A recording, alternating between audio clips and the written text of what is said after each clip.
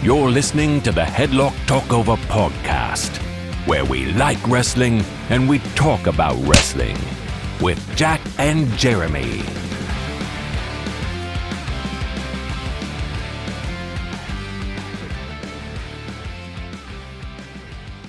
Hello and welcome to the Headlock Talkover podcast, a podcast where we like wrestling and we talk about wrestling. Welcome to our Christmas episode. I am Jeremy, joined as always by Jack. How are you, Jack? Christmassy. You're feeling Christmassy. I can tell by your fluffy jumper. It's well fluffy, isn't it? Very soft. It's made from sheep. You grow it, you cut it, and it grows again. It grows back. It grows back. I love it. Welcome to this. That's obscure. Welcome to our Christmas Day episode, where we will be talking over WWF In Your House number 5, otherwise known as Season's Beatings. Yep. Only match I can remember, because we recorded it quite a bit of time ago, was the hog pen match between Henry Godwin and Triple H. Oh, God. Yeah, it's that show. I'll look forward to that absolute mess. What we're going to do for you before we jump into that, though, is we're going to go over the Raw and Netflix episode, the premiere episode that they're going to have on Netflix, and talk over the 3 matches they've got announced for that, as well as any other surprises we think might happen. And we'll kind of talk over the last week in wrestling, but I think we'll cover most of it while talking about Raw and Netflix. So, let's start with the Women's World Championship match. Rhea Bloody Ripley is getting her shot at Liv Morgan. Mm-hmm. Do you reckon this is the time they do it? Yeah, it's gone on long enough now. Rhea's getting that belt back, and that's it. Oh, I don't know if they could stretch this out to Mania. Oh, no, people are really bored of it. When I say people, I mean me. You are people. I am people. You know what? I reckon you're right. I reckon Rhea's going to get it, and then we're going to get a little surprise.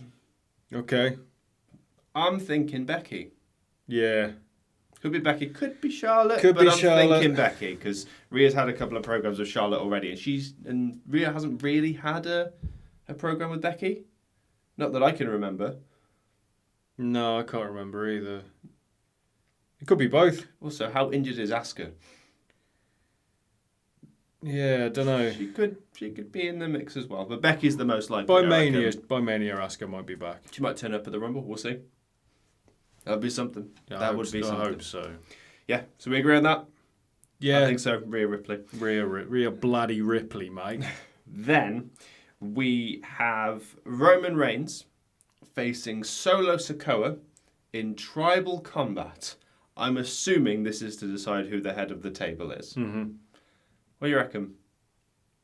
Roman. I think it's Solo. There's going to be... It is tribal combat, which essentially means it's bloodline rules, which essentially means it's no disqualification, which means Tama and Tonga and Jacob and anyone else will just fuck shit up. Yeah, they got to wrap this bloodline thing up soon. No, they won't. This will go to a Mania. You reckon? One way or another, this is going to Mania. What, a Solo Roman at Mania?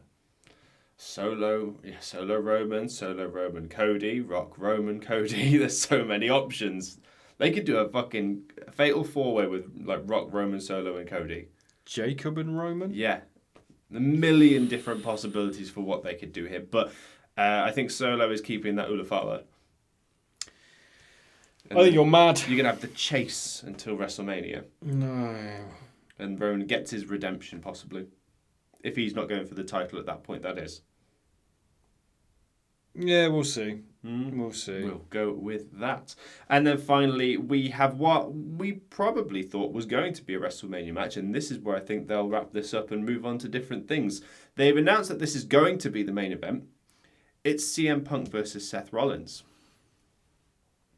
That's a tougher one to call than the other 2 matches in my mind. Yeah. Either of those 2 could go over. Either of those 2 won't really lose anything in defeat. Real tough to call this one. Punk. It's hard to see storyline-wise where they go with this. I'm assuming this is a big blow-off, which probably results in someone facing someone. You know what? Here's what I'm going to go with. I think Punk will win. I agree with you there. I think, because it's not really a surprise, they've kind of said it's going to happen. I reckon Cena comes out to confront Punk. Yeah, I forgot about Cena. Yeah. They've all but confirmed he's going to be at the January 6th show. So who better than Punk to get that program out the way? Maybe they have a match at the Rumble. Maybe they have a moment in the Rumble. So you reckon it's Punk and not Roman? Yeah. For Cena? Yeah, Cena's done stuff with Roman twice during his 1,000-day reign. Or Gunther? Gunther could happen as well, but there's still time for that. You got the Rumble, you've got Mania. See, I can see Cena coming out to do a welcome to Raw thingy, whatever, and then Gunther coming out to confront him. That could also maybe. happen. Or anyone coming out to confront Cena at this point. Well, one of the people at WWE has confirmed that Cena will be full-time. You'll see him all the time throughout the year. So he's going January to December, isn't it? Mm-hmm. That's so strange. Yeah. That's so weird. He's called his shot before he shoots it, but we'll have to see on that one. But I'm sticking with that. I think Punk and then Cena comes out to confront him. They're going to end the show on a surprise. I'd be very surprised if they end the show with just the end of that match. I think there'll be more to it. Who it is, we shall see. But we agree that Punk's going to win. Mm-hmm. Anything else you reckon might happen on the show? There'll be some nostalgia callbacks, I think. I think The Rock might be on it. Mm-hmm. It wouldn't surprise me if Austin's there. I have just thought of something. You reckon Tiffany might cash in? Oh! Tiffany might cash in on the show as well. It could be Tiffy time. It could be Tiffy time. But does she do it on Liv/Rhea, or does Nia turn up and it happens? Because, as I said, those are the only three announced matches at the time of recording. They might tease it because it will keep you one, Yeah, because they're appealing to a brand new audience here, and many people that have never really watched the product, and they've got to give them this big show to keep them hooked. So you've got to really start these storylines. I was just thinking Rhea could win and then Stratton cashes in on Rhea, but that's basically just Drew McIntyre's story again. I was like, no, they can't repeat that. They can't repeat that. They could. Becky costs Rhea the title, and then Becky and Rhea have their thing. Becky comes out for guest commentary, and it's exactly the same story. I just thought of something. Go on, I'm all ears. Right. What if Becky comes out with Seth, and this is the return of AJ Lee? Oh God, yeah. That's also possible. Yeah. that's the Mania match. Mixed tag with them. It could happen. But would that main event WrestleMania? I Probably doubt it. not. Cena is. This is Cena's last WrestleMania. Yeah. I don't know. I don't think Cena would want the main event. We talk about the golden shovel, but I don't think Cena is that guy. There's better options. Yeah, he'll just take night one. Yeah. Yeah. I mean, if he not night two. If he faces Gunther, he might main event night one. But we'll see what happens. I got nothing else surprise-wise, unless you can think of something. Are we classing Penta as a surprise at this point? Well, that's literally the next thing I've got in my notes, is that on Raw we had a teaser with a big 0 on it, and it's the worst kept secret in all of wrestling that's Penta turning up in the WWE. I think it will be January 6th that it happens. Mm-hmm. We had a little private discussion earlier today about who he's going to face as his first opponent. Yeah. It's tough to say. Normally with a big return like that, a big debut like that, it's like a title thing, but he's not going to face Braun. No. I could see it being a number one contenders thing, possibly for the IC Championship. There'd be a Battle Royal or something thereof. Yeah, I got no idea. So many good people No that Penta idea. could face to start with. Santos Escobar was my first choice. I kind of brushed that off when you told me that in private, and then the more I thought about it, I was like, that's actually a really good idea. Mhm. Yeah. They'd work really well together. Because he could go... That's a feud that can be stretched out, because Santos has his sexy men with him. His band of sexy men. Yeah. And then they could, he could go through them individually and... Yeah, who else do you think would be good, though? Cross. Cross would be good. He's very much tied up in the Uncle Howdy stuff, though. I'm trying to remember whether they crossed paths in Impact or not. They might have done. I think they were in Impact around the same time. Yeah. I can't remember. They may have faced each other for the World Championship. I'm not sure. That's what I was trying to work out in my head. I'm not sure. I can't remember. Very possible. And they could lean on that, obviously, with the relationship with TNA. So definitely possible. Mm-hmm. LA Knight. Yeah, but with it being Raw, I know the brand split doesn't really exist right now. They said they're pretty much going to... it's one roster until WrestleMania. They'll do a new draft while they've got the Netflix deal on. So you've got all these fresh faces on Netflix, and there's no question. Who's this guy?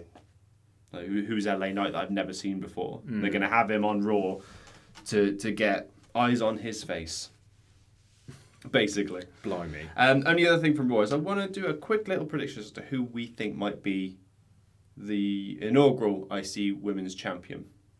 Because we're down to the semi-finals at the time of recording. It is Zoe Stark, Dakota Kai, Lyra Valkyria, and Io Sky. I know who I want. You know who I want. I know. I don't know if they're going to do it. You want Dakota Kai, Of course don't I want you? Dakota Kai. She needs a chance. They've taken a shot on Chelsea Green because she's just money. She's just brilliant to watch. And I think Dakota has that, and she just hasn't been given the opportunity. With something as prestigious as an inaugural champion, I don't think they're going to take the risk and give someone a chance. They're going to want someone with a proven track record, and it's Io, yeah. Yeah, giving her that championship, because it's the workhorse championship, isn't it? Yeah, and she is one of the best in ring that they have. And Lyra and Zoe are good in their own right, but out of the two of them, I think it would be Lyra if it's going to be one of those two. But I don't think she's proven enough on the main roster just yet. The interesting thing with that is that Lyra is facing Io in the semi-final. Right. It's going to come down to Io and Dakota, isn't it? Probably. And they might do that. I don't know if they'll do it at the Rumble, or they might do it on the Raw on January 6th, because I'm assuming between recording this and the episode going out, there will be a Raw episode where I think they'll have those two semi-finals. Yeah.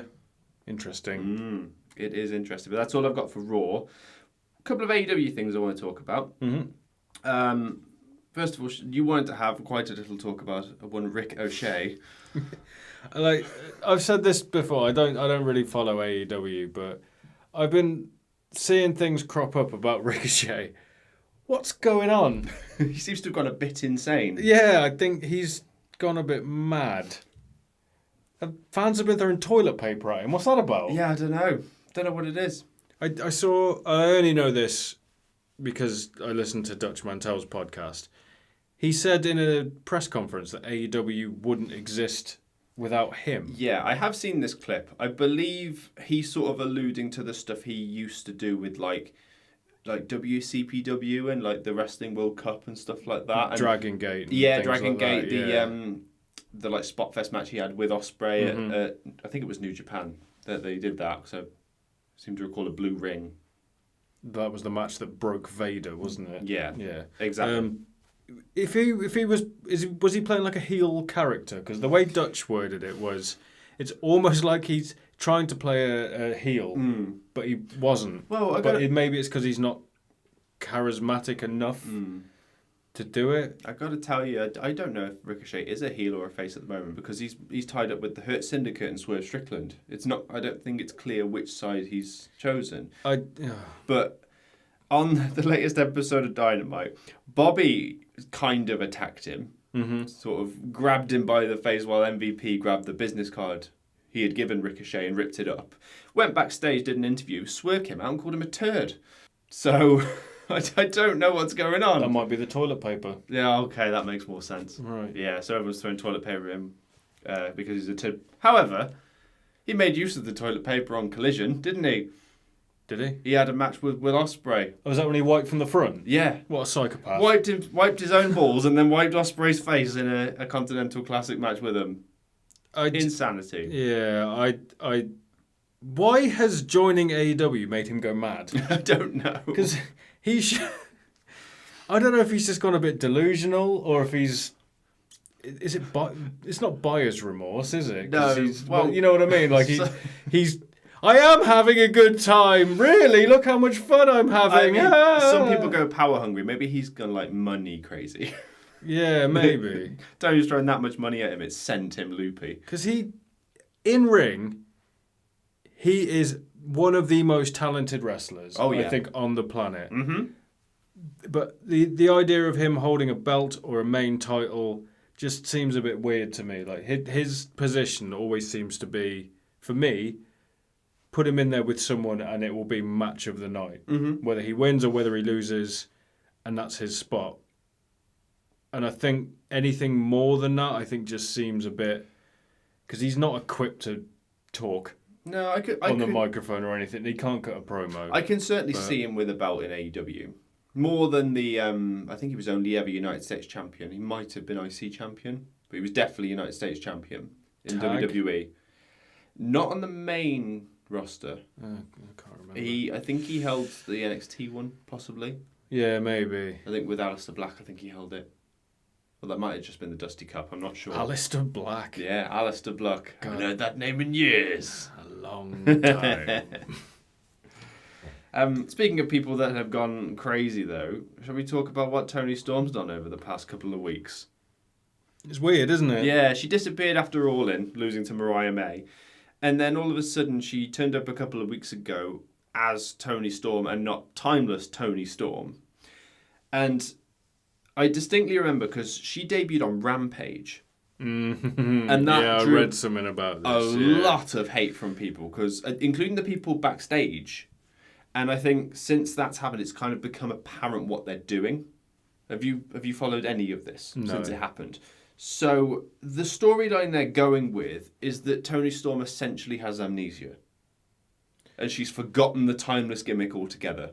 Oh, okay. So she's a brand new face on the AEW roster in her mind, which is why she debuted on Rampage. Okay. So she's done a few interviews with RJ City, and essentially she's like, I'm thrilled to be here, done my time on the indies, and now I'm finally in AEW. Not that she hasn't been there for the better part of 2 years.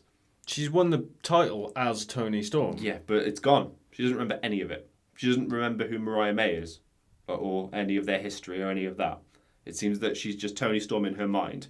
However, I have seen multiple theories that this is still timeless Toni Storm. That's what I thought, is she's acting, darling. She's playing Toni Storm. I hope that's true, because that's another layer onto that timeless Toni Storm gimmick that was so good. Like, she's created her own mental universe. The TCU. It's ridiculous. It's ridiculous. I'd love it, because her whole run the last couple of years has been batshit insane. But I've loved every minute of it. But what I'd like is some crazy reveal. Like, she goes, I'm not Toni Storm, and then pulls the little patch thing off and goes, I'm timeless, Toni. Oh my God. I think it'd be amazing. Chin up, tits out, good to go. Pulls the patch off and everything goes black and white. Oh no.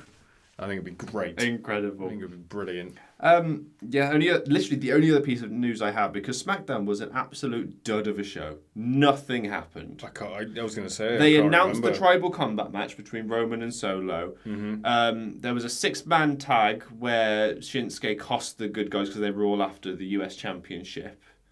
Bianca and Naomi, and not Jade, defended the Women's Tag Team Championship successfully. It's happening. And that was about it. And Braun beat Carmelo Hayes while being dressed as Santa. And no, he didn't. Carmelo he threw him in the ring. Yeah, Carmelo won by a count out and then ran away. That's all that happened on SmackDown. So the final thing on Dynamite is that Darby Allin faced Will Ospreay. And I said, I think in the last episode, the intro I was talking about, I was like, that's going to be a fucking good matchup. And I was absolutely right. Assuming you like that style of wrestling. Because no story, bit of a spot fest, fucking good spectacle. Hell of a show. What surprised me the most, though, is that Darby won clean as a whistle.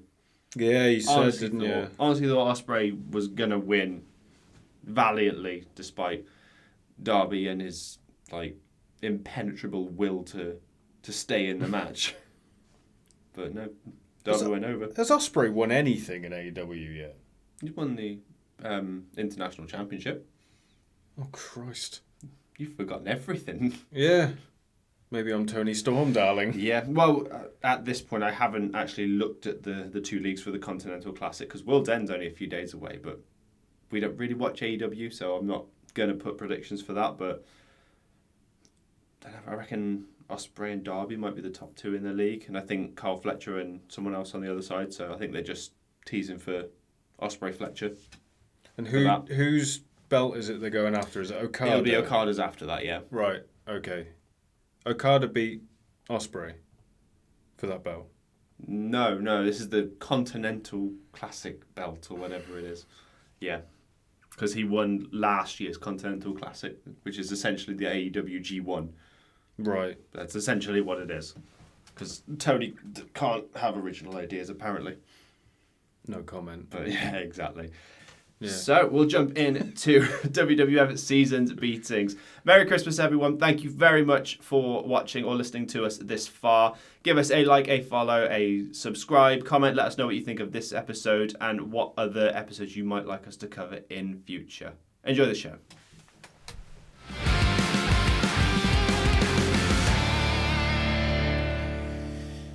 Snow is falling all around me. Children playing, having fun. I don't know the rest of the lyrics. Merry Christmas! We're going to talk over In Your House number 5, otherwise known as Season's Beatings. Wait, this is the Christmas episode? This is the Christmas episode. It's going to release on Christmas Day. I wore my Christmas jumper last... You did. Shit. You came a bit early on that one, yeah, mate. I didn't think that through, did I? Oh, well... Is that match on this? That's that's SummerSlam, isn't it? Yeah, that's the main event. That's the main event. Bulldog versus Hart. Bulldog versus Hart. I said it. Season's Beatings. Right, roll credits. Let's go over. Right, here's some catchphrase-esque fucking graphics for you. Snowballs being thrown at a house. And it's the most 90s thing I've ever seen in my life. Oh my god, is that Vince on commentary? Vince McMahon is on What commentary. he's doing is horrible voice! Sounds like he's ill. Yep. Oh, look at him there. Tuxedo and everything. Joined by Jerry the King Lawler. Jerry Lawler hasn't got a top on under that jacket, has he? How can you tell? Is it the jumper of hair underneath? What do you think it smells like? Don't put that out into the world, Jack. Why would you do that? Or is he wearing a singlet? No. I hope not. Kimmy, will you go steady with me? I love you in the van, does that say? What is that? I love you, Ivan. Okay. So you're working something out in your head there, Jack. That's a very American thing to say, will you go steady with me, isn't it? What does that mean? It's just dating. Just some steady dating. It's like how in the 80s they used to say like, you were going with someone. In certain 80s American films, they say, aren't you going with Jimmy? And that's what that meant. Why is there 2 rings? That's not a ring. That's a hog pen. That's a pig pen. Oh, Wait until you see who's in that match. So we've got the 1-2-3 Kid and Sid in a tag team match, accompanied by Ted DiBiase. Coming out to DiBiase's music. Both coming down to DiBiase's music. Way to make your stars look like stars. It's also quite a contrast, Sid next to the 1-2-3 Kid. Yeah. Because Sid's what, 6'5", 270? And 1-2-3 Kid is like 5'10", 175. Sid, just looking at him, you can see why. When you look at the runs that he had, they weren't very long. But he was always like straight to the top of the card, like wherever he went, because he just looks amazing. I may be wrong, but did he win the next Rumble? Pass. I think he did. What year is this? 95. The Royal Rumble was 96. I don't know. And I think that was WrestleMania 13, where... No, I think it was WrestleMania 12 that year, which would be... Is that Foley? Michaels, I think. No, it didn't have the tire screech just like Foley, though. Yeah, I think Michaels won it. Oh, God, that's weird, isn't it? What, Jannetty and Ramon? Oh, he's still Razor Ramon at this point, isn't he? And Goldust is at ringside. And he's very much enjoying Razor Ramon's entrance. God, that in the 90s. That was pushing a boundary, wasn't it? Yeah, that was something else. I think Goldust is the reason why a lot of people our age, especially wrestling fans, know the word androgynous. Yeah. Because they said it a lot. I was quite literally about to describe him as androgynous, so yes. Hall getting into the ring always seems a bit strange to me because he's not tall enough to get over the top rope, but he looks too big to get between, like when he steps through into the ring. But they knew what a star they had. Got that pyro for his entrance. Look at him. He just oozes cool.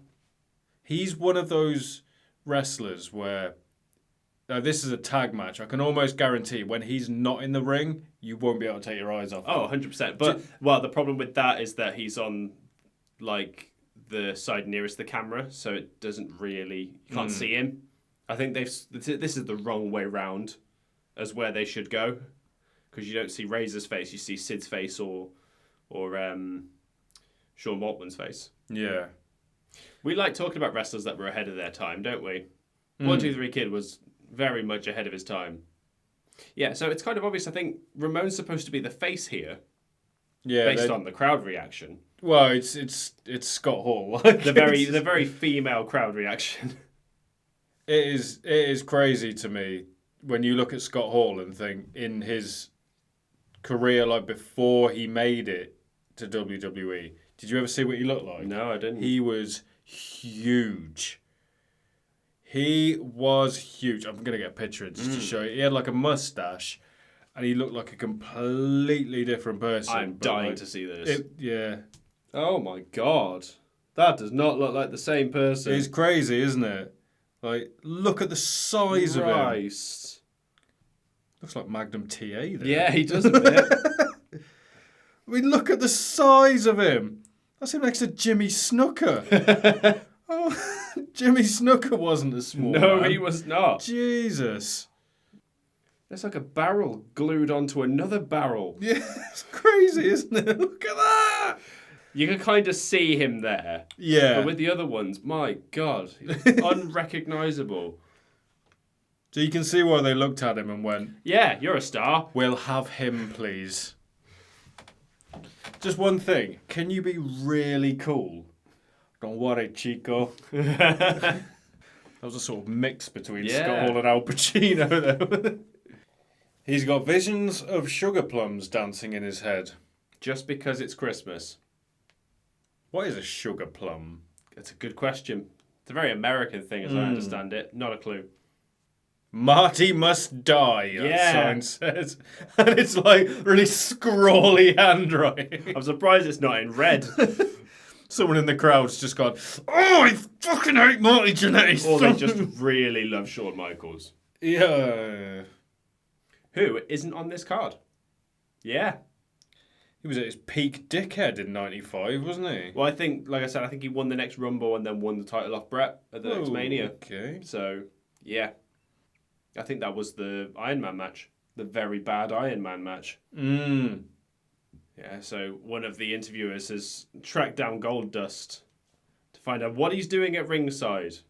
And Goldust talks very quietly. God, he sounds like Cody, doesn't he? Yeah, it's all sultry, like Cody. It sounds exactly like Cody, It's and I can't. uncanny. Well, I mean, they are But like brothers. uncanny. But essentially, Goldust gives the interviewer a gold envelope, which he instructs to give to Razor Ramon.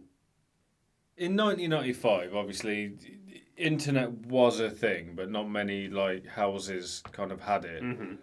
What do you reckon people were doing when they found out that was Dustin Rhodes? And they went, oh my God, that's Dusty's kid. Because you would have had no way of knowing at that point. You would have seen him on WCW, wouldn't you? Yeah, unless you'd seen the shows he'd been on before, because he was in, was he on Great American Bash? 91? Yeah, he's with the Young Yeah, Pistols, so it was kind of known then that he was Dusty's kid. Oh, he was introduced as Dusty's There kid. you go. So like, Dusty full on introduced him and said, I'm going to push you so hard and everyone's going to hate you. And he was like, yep, love it.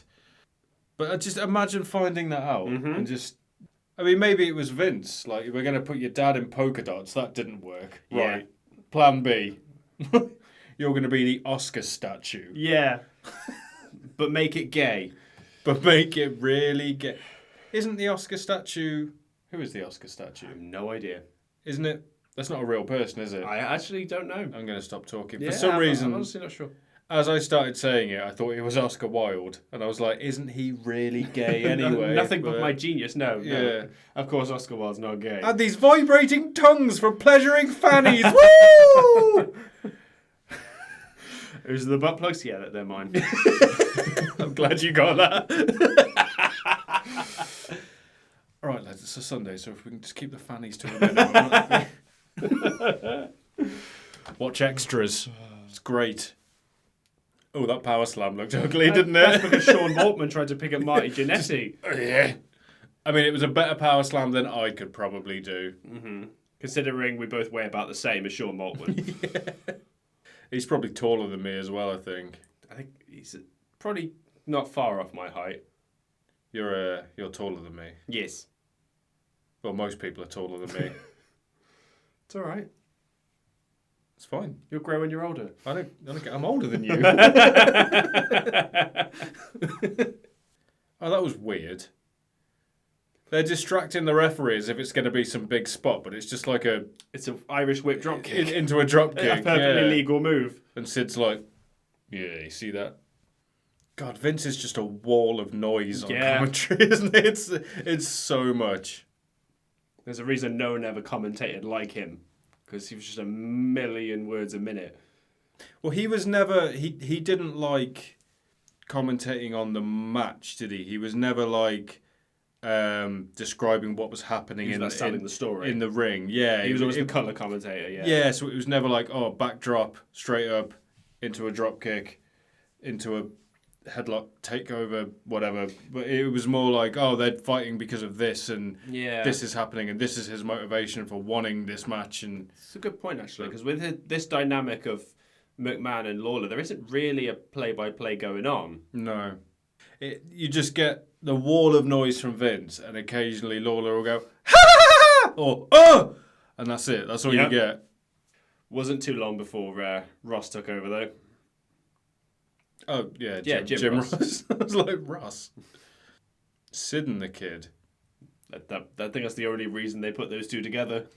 I thought X-Pac was going for like a double suplex with Sid there. Like, come on! He'd like, be up here like... Lifts them both up. The way Vince said that. The kid took a tremendous risk and it did not pay off. Why did he say it like that? That was the latest hot tag. Sid was already in the ring just going...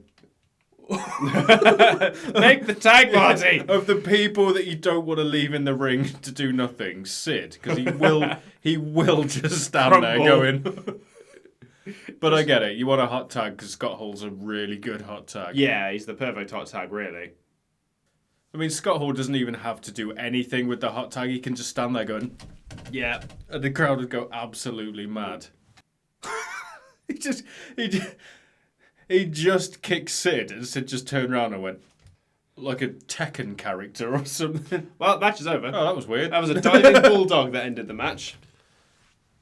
Well, he's not going to do a razor's edge on him, is he? Oh my God. He is to Waltman, kind of. But Sid makes the save. Oh my, he pulled him out through the middle rope. Jesus. That looked like, I don't know why, it looked like Kid was trying to no-sell or sandbag the razor's edge, but Scott Hall was like, nope. Considering how much he weighs, I don't know how you could sandbag that, though. You can make yourself heavier, can't you, by manipulating your weight and whatever. But look at the size of Hall and look at the size of Kid. You were going up for that razor's edge, so you might as well make it easy. Right, you're about to see something quite strange for 1995. Is it that old woman taking a photo absolutely thirsting for Scott Hall? It's Sunny on the phone lines. Before she was really anybody. That's Ray Rougeau as well. Yep. Yeah, Sunny sat there with Ted DiBiase and Sid and the Kid are behind them both. Oh, she's doing really over-exaggerated. Yeah, I'm definitely on the phone with someone. Definitely not said anything for about 30 seconds, but I'm reacting to everything they're saying. Just going to point out this error here. Listen. So they announced Buddy Landell. Buddy Rawdell, he said. It's Buddy Landell, but the announcer fucks it up. Rewind it, because he was going to say Buddy Rogers. I think so, because he said Nature Boy. He said Buddy Rydell. Yeah, he just fucked that up. Buddy Rydell. Vince McMahon, what the hell's going on here? So Buddy Landell gets announced to come down, but Jerry Lawler gets up from the announcer's desk and makes his way to the ring. Was there... What did just happen? Was that meant to happen? No, and I'll explain why in a moment. Right, okay. Once we get this Jerry Lawler segment out of the way, it'll become clear enough for me to explain. Do I look like Buddy Rawdell? So Jerry Lawler has a present under his arm, wrapped in everything, in what really looks like newspaper. It looks like tracing paper, doesn't it? Yeah. Would you like to take a guess as to who's coming out? You mean it's not Buddy Rawdell? No. Is it Ric Flair? No. This is 95, isn't it? Is it Santa? They're very special. They're very great. It's Jeff Jarrett. Jeff Jarrett. So they are plugging the release of his album. Is he very tassely when he comes out? I don't remember much tassel, but very brash. Oh, he's so... so many sequins. So many sequins. There was an ECW t-shirt in the crowd. Mm-hmm. So it's like a silver suit with a very sequined waistcoat. Oh, it's got the that cowboy like, hat. yeah, that southern kind of... So yeah, like I said, he's plugging his latest album. Latest album? How many has he got? I don't know, but he released an album in 1995. I think it was called Ain't I Great. Are they on Spotify? Let's find out. I didn't even bother to look when I watched this, so I'm curious. God, I wonder what music it could be. R&B. It could be both kinds, country and western. No, they don't seem to be on... Look up Ain't I Great. Ain't I Great? That's what it was called. No. No. You'll have to Google it instead. Oh, well. I mean, we could just put any sort of generic country song over the top and it would be fine. We could put Toby Keith. Yeah, actually, Jeremy, find some royalty-free country track and just put it under the rest of this. Your CD looks so successful, it looks like you've snapped it into little bits and glued it all over your shirt. How did you know it was gold? Someone wrapped this very well because it all gets stuck to the back of the frame. It's probably because it's wet from his wet shirt, isn't it? He's been sweating. That's why he's got no top. It's a gold CD for his album. God, look at that, an actual CD. Apparently it sold 500,000 units. With My Baby Tonight. Let's see if that exists. There's going to be about 1,000 songs called well, that. Yeah. With My Baby Tonight. I think it's the song playing in the background, you know. I think so, but it's a Jim Johnston track. It was, yeah. Well, there you go. Oh, God, yeah, there's so many. I'm going to stay with my baby tonight. I'm working with my baby tonight. Ridiculous. So does Ric Flair come out at all? No, he's not on this show. What the hell? It's very funny you say that, though. Oh, my God, this is still going on. Yeah, he's still plugging that album. Keep the track going, Jeremy. Keep the track going. Fast forward immediately and be amazing.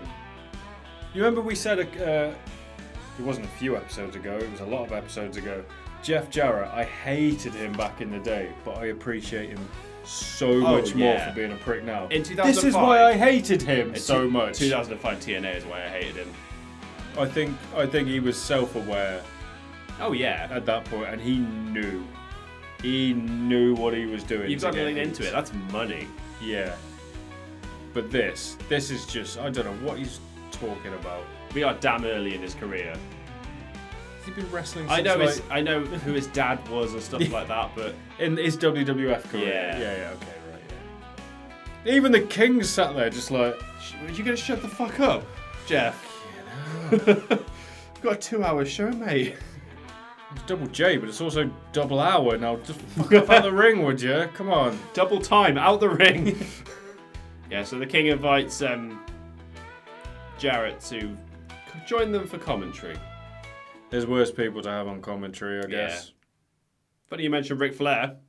It's Dean Douglas. Maybe this is where it started. No, it didn't. It didn't. It started way before this. So obviously this is just... Like, where does this fall in the ECW timeline then? Because the switch happened in 95, didn't it? If I'm not mistaken. Oh, dude, you know what I'm like with numbers. I feel like the switch happened around that time. So he's not in ECW No. at this point. So he's been ECW champion. Mm-hmm. And now he's Dean Douglas from the University of Higher Learning. Get him together with a genius and see what happens. Because don't. 'Cause he had some crap gimmicks. This is one of them. He had this. He had a tag team with John Laurinaitis called the Dynamic Dudes. Okay, so I'm going to explain this and then skip through it because there's no point in us sitting and listening to this. I know it's Shane Douglas, but still. Dean Douglas was originally supposed to be in this match. But he's very injured, which is very ironic considering it's Shane Douglas. Every time we watch Shane Douglas, he's horrendously injured. I know. And he found a replacement, which is a surprise. It's Buddy Landel. He's the surprise, which is why the announcer fucked up. His back is 65% of where it should be. Right, I'm not being funny, but his cock is about 10% where it should be. What is happening down there? What's happening there? There's a 2-inch slit in that gown, and you're focusing on it, Jack. How can you not? I never did. So that's the surprise. It was Buddy Landel instead of Dean Douglas, and that's how the announcer fucked up, because he wasn't supposed to know that Buddy Landel was coming out. To be fair, if I wasn't announcing Ric Flair and I was announcing Nature Boy, my next one would be Buddy Rogers. Yeah. So no wonder he went Randall. But still, the point is that he shouldn't be announcing him in the first place. No, because you just ruined the surprise. Yeah. Want to guess who he faces? Oh, they're even doing the Ric Flair theme, like Yeah, the 2001 theme. I wonder what they're saying in the ring. Shane Douglas going, "You're not actually Ric Flair, are you? Yeah. Because I'll have to kill you right now." It's Ahmed Johnson. That's Ahmed Johnson. He's got an earring in. Yeah, he does, they said. Jesus, look at the size of it. He's fucking huge, isn't he? 305 pounds he's built up. This has some interesting moments. This, the match is fine. After the match, really showed what Ahmed Johnson can do and why they were quite pleased. He's all right on the mic in this, and he takes a fucking nasty head bump as well. He's just no selling chops, look. Wouldn't you? Look at the fucking size of him. Well, yeah.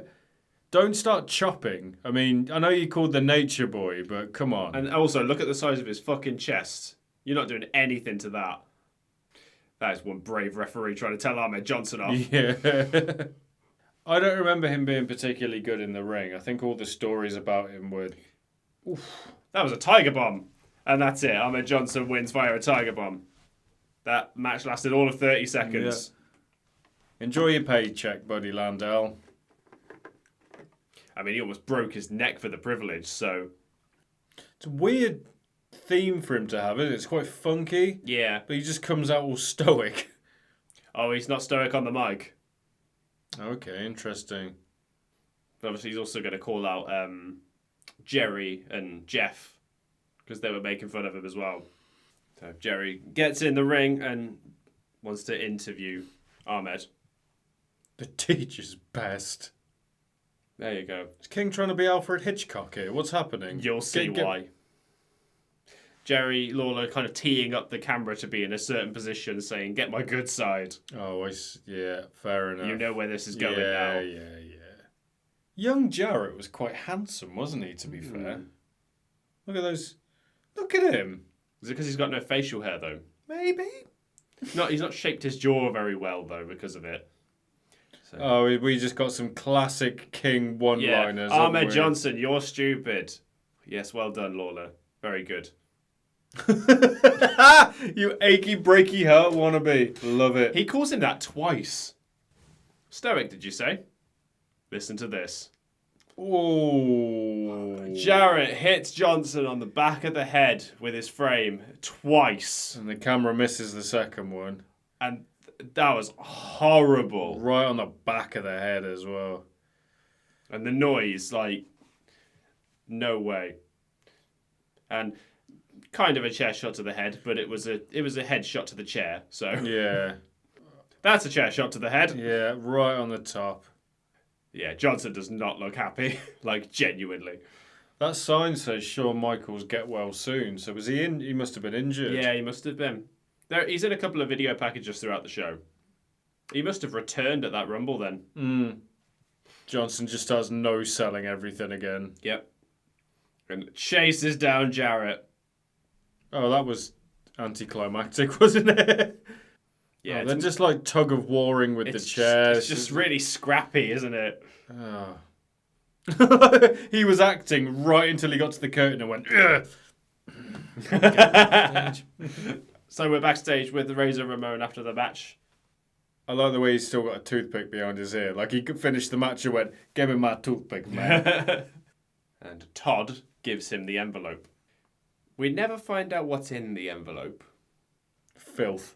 Probably filth, because Razor Ramon is not happy. Absolute filth.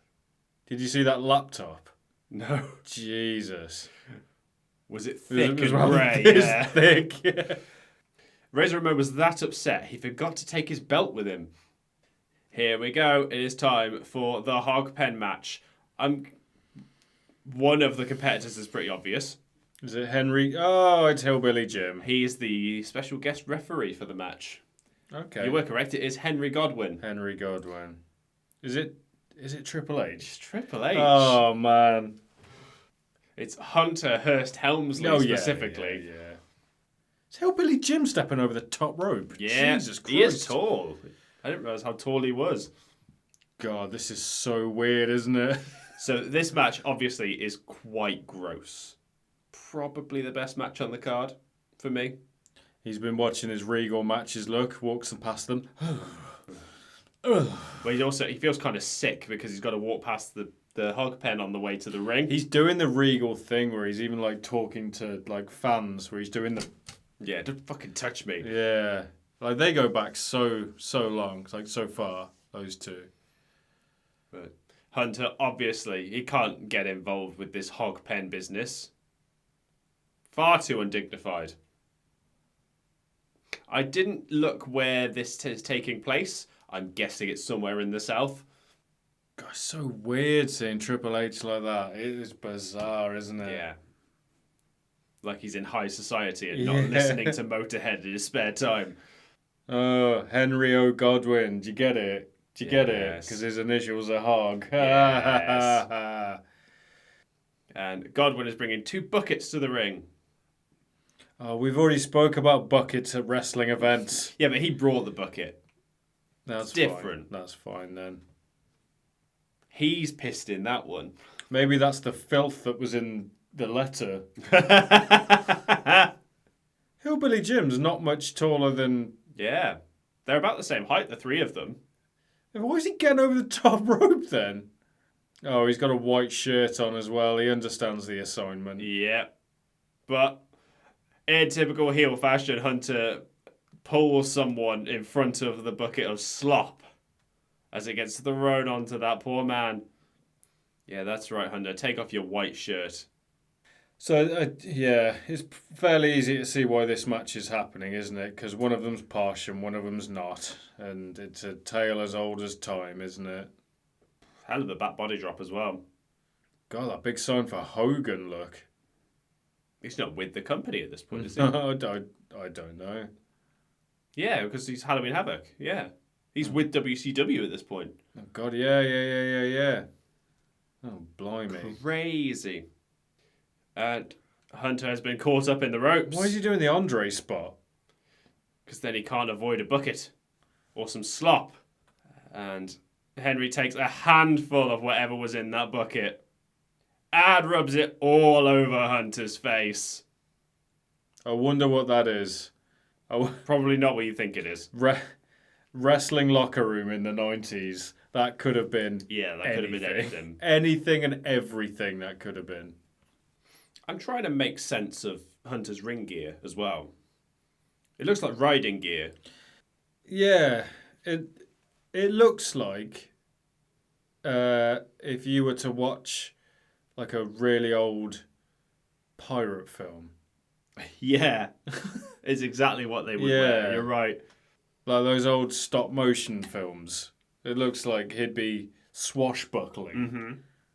In fact, he does look very piratey, doesn't he? Even he had Is it because he's got that little, I don't know, like not a bandana, but he's got something tied to his ponytail. Yeah, just the whole. Oh, he shouted out of the way at Hillbilly Jim, and you can kind of hear it sounds really stupid because it is Triple H, but you can hear the Triple H. Did he say at the end? Get out of the way, yeah. Yeah. People are like, yeah. You got some in there. Oh, he still does that knee. I don't think he does a spine buster. So they didn't really specifically say that this is a hog pen match. No, they didn't at all, did they? So just to be clear for anyone watching, you don't win until you throw someone into the hog pen. Okay. So spending all that time in the ring, kind of pointless. That move looked shit. Yes. So he had him in like a bulldog and tried to ram his head into the stairs. But you see his arm clearly hit the stairs first. Yeah. The crowd were literally silent then, and all of a sudden, they just all stood up at the same time. It's because I don't think they really care about the wrestling aspect of this. I think they just want to see Hunter get embarrassed. Yeah, they just want to see something in the pigs. Yep. It's what Regal was so good at. Yeah, it was, wasn't it? That is, I don't know why you would take that bump. Well, that really hard back bump. Yeah. Well, Triple H was kind of known for the back bumps. He's obviously got that famous promo from like Tough Enough. Yeah. Yeah, the man could take a bump like it was nothing. Yeah, going back to Regal. Regal used to do something that I think a lot of people were afraid of doing, and that's making himself look a bit stupid. Yeah. And you kind of got to. Yeah. As a heel especially. You can't be afraid to make yourself look stupid. McMahon was good at that, to be fair. Yeah. That was the whole point in the Mr. McMahon character, wasn't it? Like, he was the embodiment of everybody's boss. Yeah, and he was hated, and you wanted to see him get beaten up. He wasn't afraid to, get covered in shit or all sorts or something along those lines. Yeah, he'd do it if the story was right for it. Mm-hmm. So Hillbilly Jim's the guest official. He's just helping Henry Godwinn. They've gone back to the ring, which makes zero sense to me. Why would you go back into the ring? I don't know. Easier to film for TV. Yeah, it makes no sense though, does it? Yeah, I don't know. Hillbilly Jim's got a weird brown patch on his dungarees. Oh, I didn't notice this. Let you figure out where it is. Well, it's not on his bum. I think it might have just been shadow because I saw it on his bum. That's the kind of thing you'd want to do deliberately. Yeah. Just to have not enough for it to be like really obvious, but enough that if you do notice it, you'd go, yeah. Is that are you okay? Is that have you CM punked yourself? Had a little accident? Oh no, that was the hogs. Oh right, okay, but it was there before the hog shit in your hogs. pants. Yeah. We saw it before you went near the hogs. Well, I saw them earlier. I saw them earlier. Oh, right, okay. And they shit in my pants. So they shit in your dungarees? It was a good move he did. That sort of... I don't know what you would call that. Face buster. Wheelbarrow face buster. Yeah. I guess. So Triple H in a moment, he does his famous Irish whip sell. Hits the cameraman on the way out. Nice kick to the camera. God, what are those cameras made of? It didn't even flicker or anything. It was just yeah, what? Oof. More slop thrown at Triple H. Oh, it's a security guard. I thought that guy there was just grabbing that chair going, don't take my chair. Did you? That Don't take my chair. That was fucking Doofy from Scary Movie. What just happened then? Triple H got out of the reverse DDT What, just by by slipping out. falling forward? Yeah. That was so bizarre. There's Hillbilly Jim going, you didn't get him! Go get him. Pull up your dungarees and get in there. God, you could hear Triple H calling spots from here, couldn't you? There's that reverse DDT. It must be his finisher then. Yeah, but it was done on the mat. Is it called... Oh, come on, what was that? Look at the camera. He literally just went right in front of the camera. I don't know much about Henry Godwin, but I would like to imagine that finisher is called the slop drop. Yeah, what's also quite nasty is that Triple H's back starts pissing blood after that happened. So I don't know what was on that mat. Right near pig shit as well. Yeah. That's what you want, isn't it? It's probably when he went into that metal... Oh, yeah, to be fair, probably was. Metal gate. And Godwin goes into the hog pen. Triple H wins. Well, pun definitely intended, but that match was shit. Do you think we're finished? Oh, What do you think's going to happen here? Oh, for God's sake. What else did you expect? Godwin grabs Triple H, holds him above his head, which Please is don't impressive. tell me he lands on his back. No. Straight in the mud, in the hog pen. Oh, he's got like mud and all sorts in those cuts on his back. Yep. Oy. He's fine. We know he's fine. Yeah, but still. That's fine. Hunter makes the most of it, though.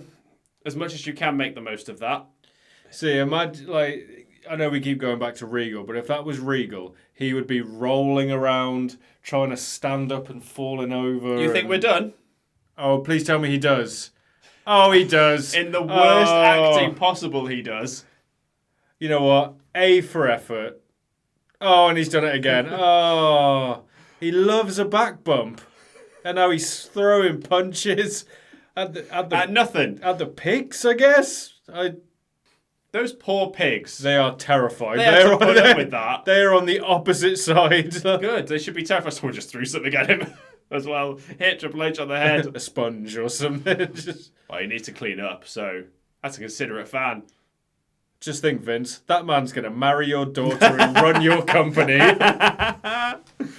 What a difference 30 years makes. We're about to see the coolest man alive. Owen Hart. Yeah. He's not alive. And who he's facing. Owen Hart's not alive. They cut that out. Yeah. So we got Owen Hart facing the coolest man alive, Jack. Oh, he's so cool. He's never rushed to the ring. Not once. I mean, he's walking pretty... He's got pace on him here. He's still Diesel, I think that's why. It's that, like... Fucking the tempo of that theme. It's like something you'd hear in, like... strip clubs. Yeah, CD just say bar. It. Yeah, in just a say movie. it. Yeah, but it's got, like, the harmonica in it as well, so it's really like a CD bar song. Yeah. Vince McMahon, yeah! During Diesel's pyro. So he's already had the split from Shawn Michaels at this point. Yeah. So is he nearing? He's nearing the world title run. Well, I think he's still loosely linked with Shawn Michaels because I think he's fighting Owen Hart on Michaels' behalf. Okay, right. So this is around the time they were very, very high on him. That's why Vince is. Yeah, he's been on the side. He'd been world champion by this point, Diesel. Okay, right. Was that Cornette? Yeah, he's at ringside. Cornette is at ringside. So he's in Owen's corner. Yep. Okay. And when you get a chance, I'd like you to pay attention to what's on his tennis racket.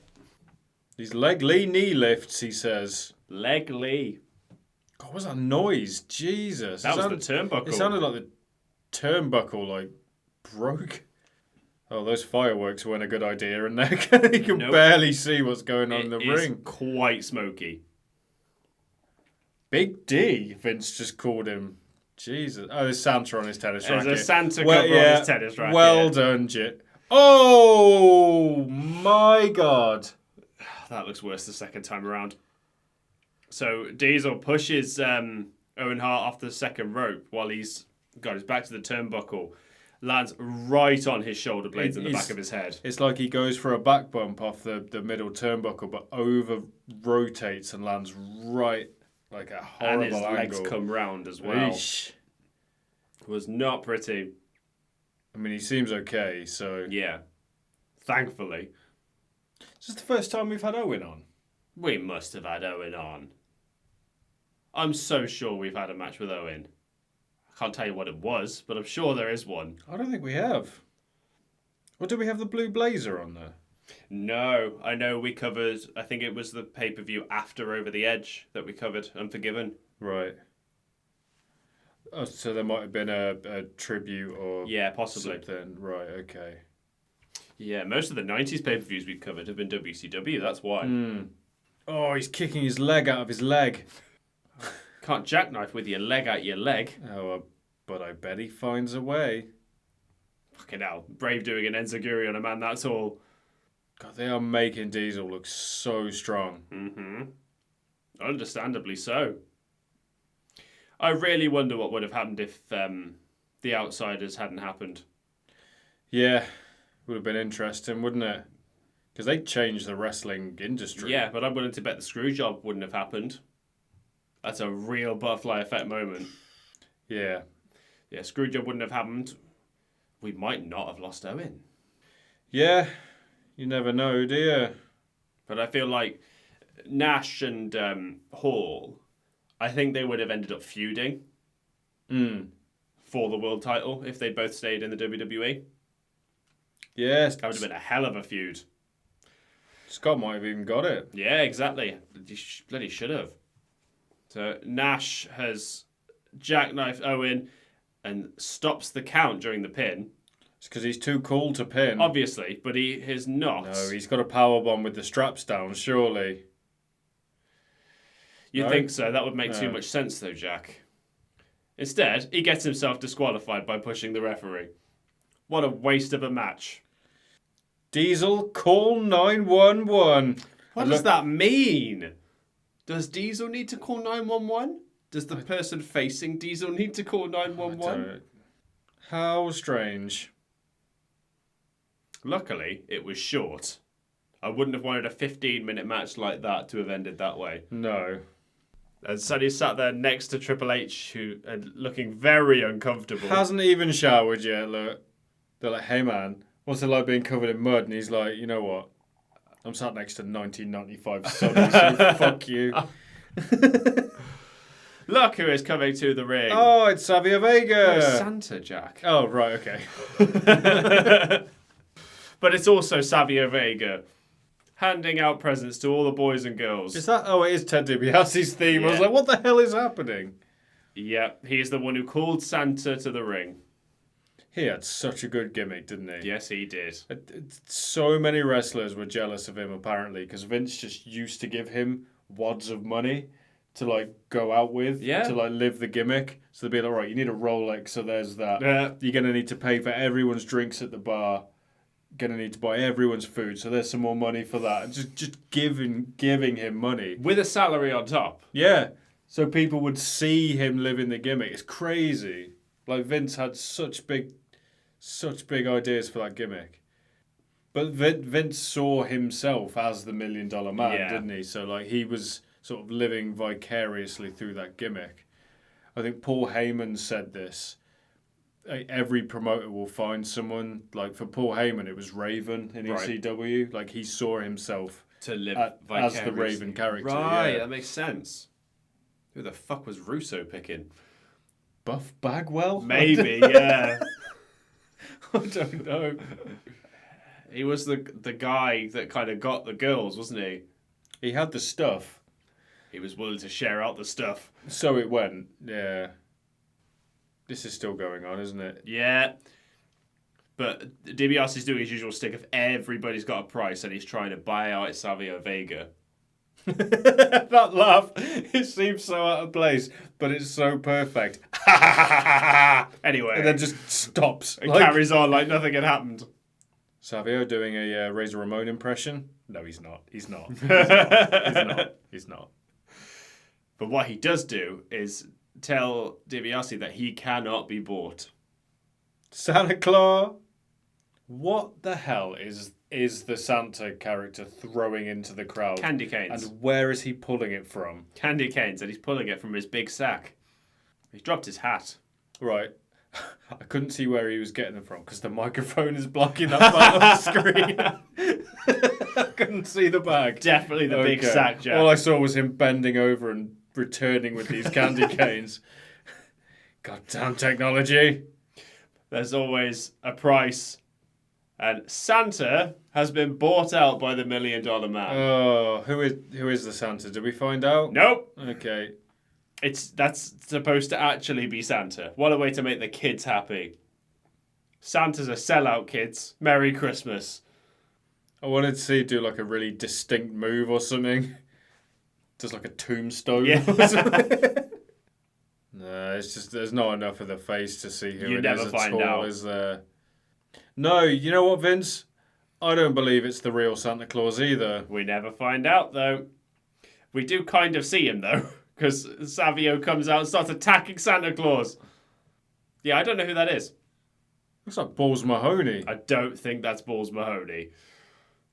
But we never find out who that is. Oh, that was a gimmick called, was it Santa Claus? Santa Claus? Right. You were smoking too many candy canes. Yeah, it's fucking Balls Mahoney. Is that Balls Mahoney? Yeah. Fuck off. Santa Claus. Ridiculous. Yeah. Amazing. I'm glad you knew, because I didn't have a clue. It's weird seeing him with the shaved head, though. It's only because I remembered that gimmick existed. I was like, I couldn't remember what federation he did it in. Mm-hmm. Well, there you go. But And now we line up for a casket match. God, Mabel nearly put a lot of people in a casket. Bloody hell, Jack. We nearly broke fucking Kevin Nash's back and all sorts, didn't they? We are in Mask Undertaker territory. Is this happening on this card? Yeah, this is next. Casket match between Mabel and The Undertaker. King Mabel, I should say. So this is going to be very telling to see who the winner is, to see how big the casket is. It's either going to be tall and skinny or short and wide. I like that mask. I can't lie. It's he looks a bit like Mr. Howdy. Yeah, a little bit. There's also a bit of Art the Clown in there. What's that weird face? Because he just cut the promo and then went, yes. So I believe Mabel took the urn. Oh my God! Rewind that back. Look at this person that looks like Jeff Hardy. That is Jeff Hardy. All right, look how much he's struggling to carry him. He's going, fuck me. I did not realise that was Jeff Hardy as well. So essentially, there's a massive chain that Mabel's valet is holding, and apparently it's the essence of the urn. Okay. Backstage with Michael Hayes. I want to point this out as well. Let me just pause it real quick. So we have the three versions of WrestleMania, the arcade game. Right. We have it on the SNES, which Hayes calls it the Super NES, which is not technically correct, but also not wrong. Super Nintendo Entertainment System. Yes. Yeah. He calls it the Genesis Sega for the other one. Both words are correct. And then the Sony PlayStation with the wrong case. It's a long case. Yeah, isn't they it? never had long cases as far as I can remember. I think that's a temporary case. This is American. I will also point out that the Sony PlayStation, the objectively, technically best version, is cheaper than the other two, which is wild to me. The secret codes. Yeah, don't forget the strategy guide. It was a simpler time, Jack. I remember it fondly. Yeah, I think Undertaker's mask, it's got a bit of an Art the Clown vibe to it as well, because of like the exaggerated facial features. Yeah. Like the nose and the cheekbones. Mabel's hair, the way that it is, and what he's wearing, he looks like a giant baby. Do you see what I mean? Yeah. He looks like he should be in Rugrats. Yeah, like a bully in Rugrats. Yeah. So that chain that they've got, that's the urn's essence. Yeah, either they've made it out of the urn or it's associated with the urn. It wasn't really made clear. but they've stolen it from The Undertaker and Paul Bearer, which is what this is all about. Right, okay. Right, buckle up. It's strange seeing Taker's tattoos be that defined. Yeah, I was thinking that. I'm so used to them being green from just time. like a blurred mess. Mm. They're not going to see a lot of work rate in this match, are we? Probably not. So you were saying about the casket, it's either going to be tall and thin or short and wide. Yeah. It's tall and wide. So I failed to take into account how tall Mabel is. I mean, tall as in deep. Yeah. It's deep and wide. Because he was a big boy, wasn't he? 500 plus. Mabel, yeah. Bigger than Big Show, I'm pretty tall sure. as well. I'm pretty sure he was bigger than the Big Show. Weight-wise. Yeah, it wouldn't surprise me. If not here, definitely as Big Daddy V. Yeah. Well, that was because you could see everything, because he just had the suspenders. That was a choice, wasn't it? God, imagine lying there knowing he's about to splash you. You'd be like, oh, for God's sake. Yeah, but this is an Undertaker match after all. So he moves. That's really getting over, isn't it? That sitting up, because he's done it 3 times already. Which is weird, because he's been with the WWE 5 years at this point.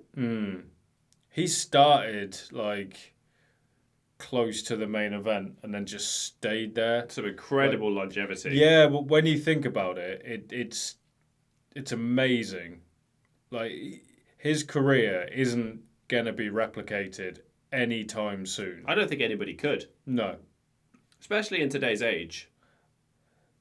Even the streak.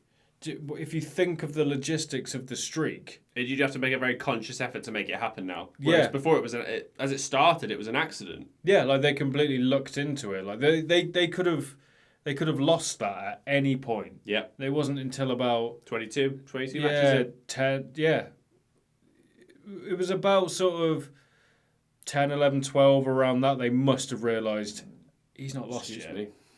Huh? About 10, 11, 12 matches in, they must have gone, someone in the back must have gone, he's not actually lost yet. I think it might have been around WrestleMania 20 when he faced Kane for the second time. Right. They were like, oh, okay. Because they make a point of it when he faces Mark Henry at WrestleMania 22. Right. I don't know if they did with Randy Orton at 21. God, that is a deep coffin, isn't it? Yep. Oh, I like the way it matches the Undertaker. Oh, he's in the coffin. Yeah, Taker's in, and that is matching. He's got no legs. He can't stretch really in there, can he? He's quite. Yep.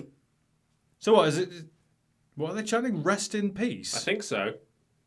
Oh, that was kind of shit, wasn't it? Yeah, obviously supposed to be more exciting. Yeah, Taker kind of missed his cue. I like the way the lining matches his gloves and boots. Yep, that's nice. But like I said, it looks like he's got no legs when he gets in the casket. Yeah. This is... Oh, as I've started saying it, I've realised what a stupid thing I was going to say. But I'm going to say it anyway. When he wrestles in the mask, he wrestles like Kane. Because he's not very animated in the mask. Yeah. And I thought maybe... if they're bringing Kane in, was that a conscious thing? But no, it's probably because Kane wore a mask as well. Maybe it's just a mask thing where you have to just not move your head so you can see. Yeah, there's got to be something there. Yeah. But that is pretty tight to his face. Yeah. There's not much room for movement under there. God, it does look like Uncle Howdy though, doesn't it? Very much so. Jesus. They must have reinforced that trolley. Yeah. He went flying out. I think the refs were holding it. Mabel's valet tried to attack Taker and he is no-selling it completely. Mo. Was that his name? Yeah. That was, they were a tag team, weren't they? Men on a Mission. Oh, okay. I actually don't remember that at all. But Mo gets a choke slam. I like that old lady there on the right going, the coffin! Put him in the coffin! And Taker's like, I got you. Right you are, love. God, they must have reinforced the hell out of that trolley. Well, there you go. They're both in, Mo and Mabel. And Taker thinks about it. But he has some unfinished business. He needs to take the chain back. Yeah, You there you just go. hear Paul Bearer in the background. Yeah, it's the power of the urn that's encased within the chain. Right, okay. So it's like treasure in the urn? Like a curse? I don't know. Undertaker was a weird gimmick. We know he was. But Undertaker wins, as we probably expected from a casket match. I don't think Undertaker ever lost a casket match, but he never won a Buried Alive match. Weird, isn't it? Did Kane ever win an Inferno match? I only ever remember one, and I think Kane won it because it was MVP. When he set his sleeve on fire a little bit. It was his back, I think. I can remember him holding him over the flames. There's not, yeah, to be fair, there's not been that many. For good reason, I would say. Wasn't Wyatt in a... Yeah, but I don't match? think it was a you win by setting your opponent on fire thing. I think it was just the ring surrounded by fire and you got a pin. Oh, okay. Who was that against? Kane, I'm assuming. Kane and Bray? Yeah. I don't remember. They were around at the same time. I don't remember them having a match together at all. I could definitely see it. Yeah. Was he not part of the thing when he brought the mask back? Bray? Well, when Kane brought the mask back. I don't know. After Corporate Kane. Because I know the mask came back after that. Oh, yeah, Ring of Fire match. That was it. Yeah. I couldn't picture it in my head. Everyone's got their special match type. Taker's in the ring. Saying that he wants the world title. But we got Jim Ross backstage. And we're about to hear a Jim Cornette promo. Amazing. And then a Bulldog promo. Fantastic. Why? Oh, for God's sake. Why, if you're going to let Bulldog cut a promo, why make him go after Jim Cornette? Have Cornette speak for him, or just Bulldog say something and then Cornette get the point across? Because right now he's just going to be like, bloody look, you. I'm going to win. I'll make you into a pie, and then I'll eat the pie. I once heard Davey Boy Smith referred to as thick as mince. And whenever I see him now, God rest his soul, he wasn't the brightest person in the world, was he? It's not a bad promo. No, not a bad promo. It's short and sweet. Not a bad promo at all. And then Todd is backstage with Bret Hart. Todd? They're all Todd. I don't know why that made me laugh. They're all Todd. When, this might be a little too much information. I went on a family holiday to Greece, and my brothers and me decided that obviously, you know, when you go on like a family holiday, everyone just gets pissed. Yeah, Like, of course. We don't like swearing in front of like our mum, so we were calling going to the toilet, going for a tart. Just that's all I think of. Makes me laugh. It's been for a Todd. Yeah, lovely. Oh, he's got writing on his sunglasses. It says doesn't he? WWF World Champ. What does that say on the other? The best Best there there is. was, Yeah, best, yeah. right. Fair enough. I know, like, as an American, you would have heard Bulldog talk and gone, "Oh, he sounds like a tough Englishman." Mm-hmm. But listening to him cut a promo as an English person, you're like, he sounds like Peter Kay, or Paddy McGuinness, and he just can't get past it. Is he from like the Bolton area? It's Manchester, isn't it? He's from Yorkshire, yeah. He's a fucking Yorkshireman. I don't think Bolton's in Yorkshire. No, it's That's not. in Lancashire, I'm pretty sure. It is, yeah. He's a York. No, wasn't he from Manchester? Bulldog. I don't know.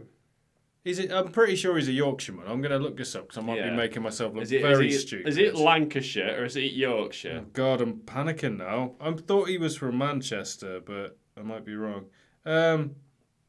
Goldborn, Lancashire. Well, shut my mouth. It's closer to Manchester than Yorkshire.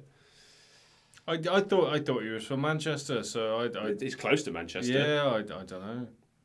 So he's obviously not a Yorkshireman. Shut me up. Mm.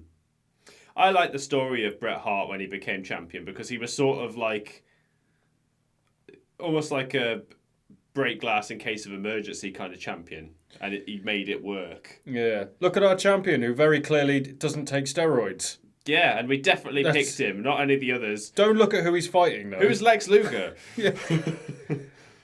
I mean, that's why they were pushing him. Just because they were like, it's the new generation of athletes. Yeah. Look, they don't take steroids. Look how clean they are. Don't look too closely at British Bulldog. But look at Shawn Michaels. Isn't he sexy? Isn't he steroid free? But don't drug test him, for God's sake. He would fail that thing like hitting one of those things at a fair. There's a Christmas present for you, you miserable kid who just sat there going, I've got Bret Hart sunglasses.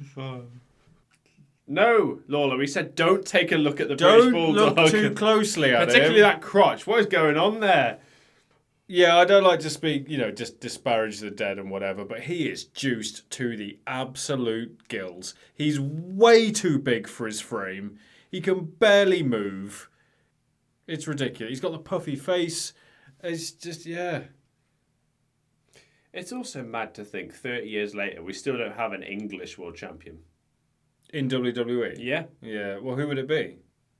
Should have been Regal. Should have been Barrett. Could have been Barrett. And who have you got now? Pete Dunne. Aldis. Elton Prince. Could have been Aldis. Yeah. In a different universe, Yeah. it should have been Aldis. We've had Scottish, we've had Irish. Never had English. Yeah. That is mad to think about, really, isn't it? But then again, I don't know who it could be at this point, because no one's on that level. Feasibly, there's no one on the roster that would fit that bill. No. But they've had their chances. I honestly don't know why it wasn't Wade Barrett. Like, they had so many opportunities to put it on Barrett.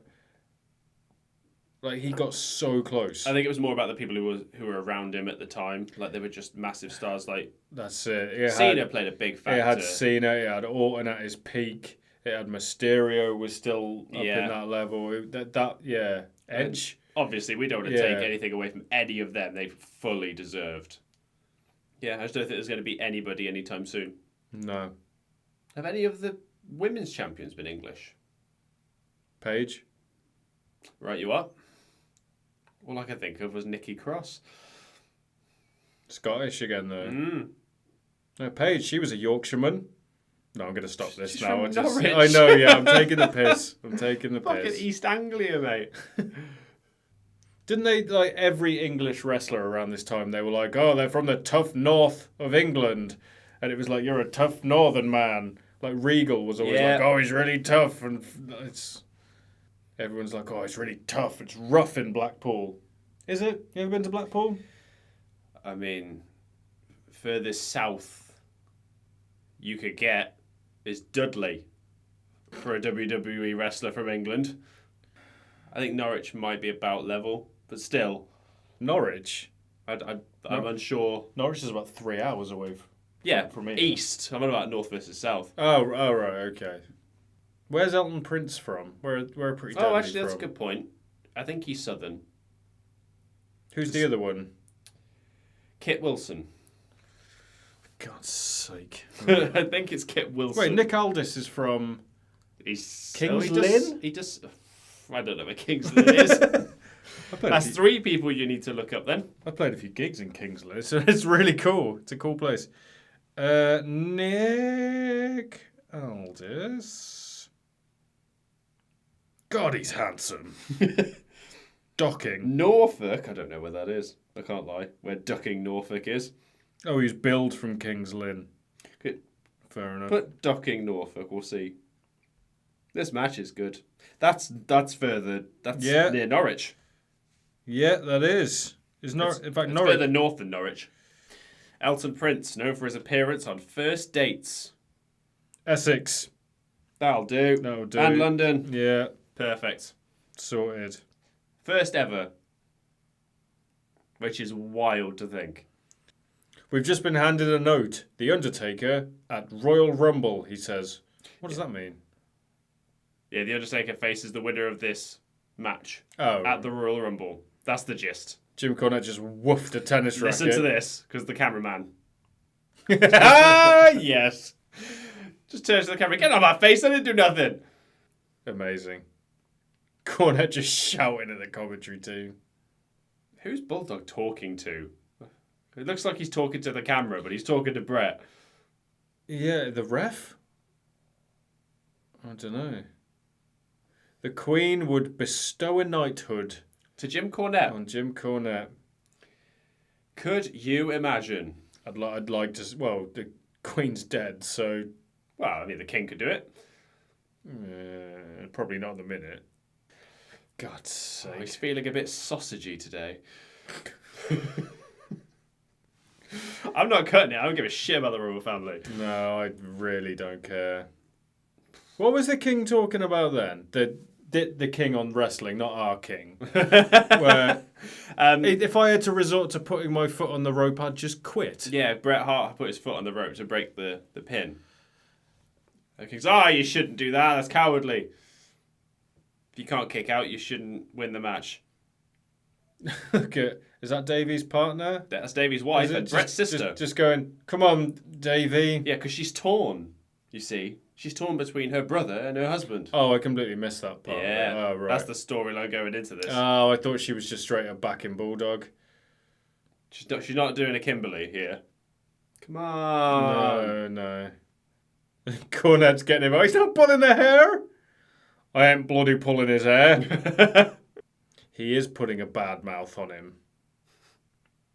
His mouth is bad enough. That ring sounds really hollow, doesn't it? Yep. What was that headbutt all about? Well, he did not hit him in the balls with said headbutt. And with the ring, I'm pretty sure it's because there's no fucking weapons underneath it. Because we're in the mid-90s. Yeah, true. That sign in the background says Diesel sucks. But they've taken the effort to draw a really detailed picture of Diesel. To be honest, it looks a bit more like fake Diesel. Yeah. That's not happened. No, that hasn't happened yet, has it? But it looks like fake Diesel. Yeah. Exemplary. That's not a word, Vince. That might have been the best Russian leg sweep I've ever seen. Shocker. Bret Hart is good at wrestling. Know. Alert the presses. Crazy, isn't it? Imagine being able to make the simplest of moves look amazing. You know when he said it, the best there ever will be? Mm-hmm. Do you think that moniker's been taken yet? Putting you on the spot right here. Well, I mean, we've talked in detail about who we think the GOAT is. And to be the best there ever will be, you have to be the GOAT. Yeah. I don't think Bret Hart's the GOAT. No. You think Danielson's pipped him? As an in-ring technician, maybe. That's a tougher conversation. But all round, Bret is not the GOAT. No. I can think of half a dozen people I'd put before him. I think Bret is very, very good at getting matches out of anybody. Oh, yeah. And I mean, %. not just a decent match, but 5-star matches out of anybody. Probably the best, yeah. So when it goes to that, maybe he is. I don't know. Ask Goldberg.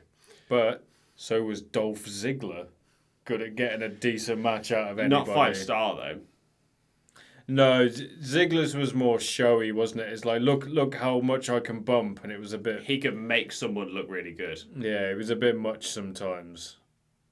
Bret could make the whole match look really good. Sami Zayn's like that. Yeah, could do a lot of the heavy lifting without you realising. Yeah. God, his blood is very... luminescent, yeah. almost. Take some iron supplements, Bret. Go buy an iron fish. You need to stop with these iron fish, I'm never going to stop with the iron fish. Right, I looked into the iron fish. I thought they were supplements, but what do you put it in water? You can put it in a sauce. Or whatever you're cooking. And it just thickens... It riches whatever it is with iron, like a cast iron skillet would. Okay. I'm gonna have to get these iron fish. Oh my, she's pretending to cry on the outside. She's just going, Davey.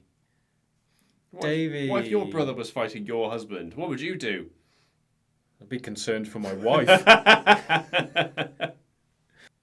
I think that's actually Vince talking there, because he said, we don't need any close-ups of Bret's face. Yeah. It's like, keep the fucking appetizers happy, will you, cameramen? For fuck's sake. Or whoever's in the production truck. Just the one-liners from Cornette every so often. It's just a matter of time. It's just, yeah, you can hear him in the background. It's so good. He's not too distracting either, which, Yeah. oh God. Headbutted his butt. A headbutt? A literal headbutt. Don't do... I thought that was a 3 count there. No. From a headbutt to the arse. God, you don't see that move very often, do you? No, I can't remember the last time I saw that. I don't know what it's called. Oh, just booted Earl Hebner in the back of the head. And he doesn't sell it. No sold it. God, Earl Hebner is just getting in the way of everybody, isn't he? He just seems to be in the wrong place. He checks his nose to make sure it's not bleeding. He must have actually got kicked in the face. God, it is a different time, isn't it? Because at this point, you would have seen the ref putting gloves on and all sorts if this match was happening now. Letting it play out. Oh, and it's like stained Davies tights and it just looks dirty. Yeah. That's a lot of blood all over him. And on the canvas. Yeah, there's like a pool of it. Mm-hmm. Like That's where he originally bladed. Just off camera. Vince, stop the match! Stop the match! And then King goes, do you want me to stop it? No. I don't want you to do anything. No, I don't. But you just said shut up. Do your job. We're getting early signs of crazy Vince here. Oh, Davey. Come on, Davey. Oh, she did big eyes for a minute then. I like to think that whenever they're talking to each other, Davey's going, what do I do now? Brett's like, fuck it out. We did this 3 years ago. Yeah, that Wembley Stadium show is a prime example of what you were saying earlier about what Brett can do. Because I can't remember exactly what Bulldog had done, but he got like really drunk or really high. Yeah, he was, if memory serves me, I think he was extremely hungover. And possibly on something else. Yeah, and he sort of got to Brett, like, I can't fucking do this, man. And yeah. Brett literally carried the whole match. It's crazy, isn't it? I wouldn't even know how to... Like, madness. Oh, God. Dive to the outside. A sloppy one, but still a dive to the outside. You did not see those in the mid-90s. Power slam to the outside from Bulldog. I mean, it was a bit of a convoluted way to get into the power slam. Brett almost did Sol Ruka's finisher. He was halfway, jumped off, and like...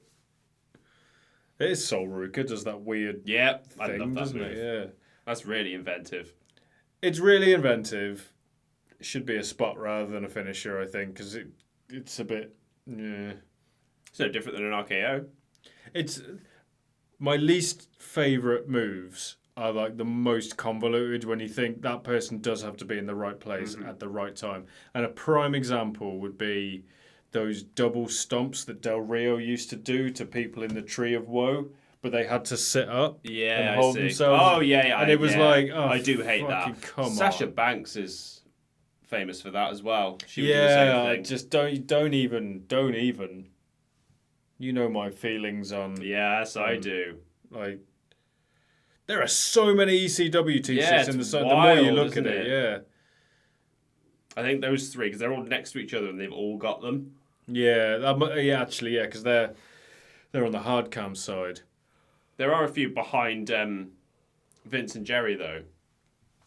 Yeah, they just happen to be where the cameras are. I didn't hear her voice until just then. She's so Canadian. Davey, for God's sakes. Was that Canadian? It's close. Okay. There it is. Oh, my God. Oh. Spiked himself on the way back. Gave himself a pile driver. He didn't even put his hands out. He just went, doink. Thick as mince. Yeah, see? thick as no mince. sense, no feeling. Thick as mince. Oh, she's more... Look at the guy behind her, though, just sat there like...